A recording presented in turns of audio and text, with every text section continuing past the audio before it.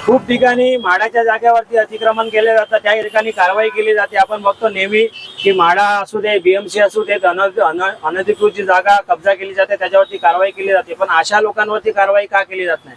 या ठिकाणी बघा, हे गोल्डन सूट्स आहे, परमिट रूम वगैरे या ठिकाणी मिळतात, लॉज आहे, आणि या ठिकाणी या जे तुम्हाला ज्या गाड्या पार्किंग केलेल्या दिसत आहेत ही म्हाडाची जागा आहे। आणि ही जी भिंत आहे ह्या लॉजवाल्यांनी बांधलेली आहे। हे समोर टॉयलेट आहे जे म्हाडाच्या जागेवरती बांधलेलं आहे विद्या ठाकूर मॅडम यांच्या निधीमधून। आणि ही भिंत जी आहे ना, ही लॉजवाल्यांनी स्वतः बांधून घेतलेली आहे, आणि त्या लॉजच्या समोरील जागा जी आहे ती म्हाडाची अधिकृत जागा आहे, पण त्या जागेचा वापर पार्किंगसाठी केला जातोय।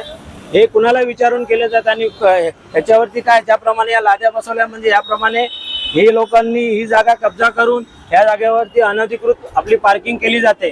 तर यावरती म्हाडावाले कधी कारवाई करणार, यावरती प्रशासन, पोलीस प्रशासन, बीएमसी कधी कारवाई करणार आहे हे पण बघणं गरजेचं आहे। कारण जेव्हा सर्वसामान्य लोक कुठल्या ठिकाणी जेव्हा एखाद्या ठिकाणी अनधिकृत जागेवरती का एखाद्या स्ट्रक्चर उभं करतात किंवा काही गोष्टीचा वापर करायचा प्रयत्न करतात, त्यांच्यावरती कारवाई केली जाते। ह्याच्यावरती कधी कारवाई होणार हे पण आपण बघणार आहे, याचा पाठपुरावा आपण करणार आहोत।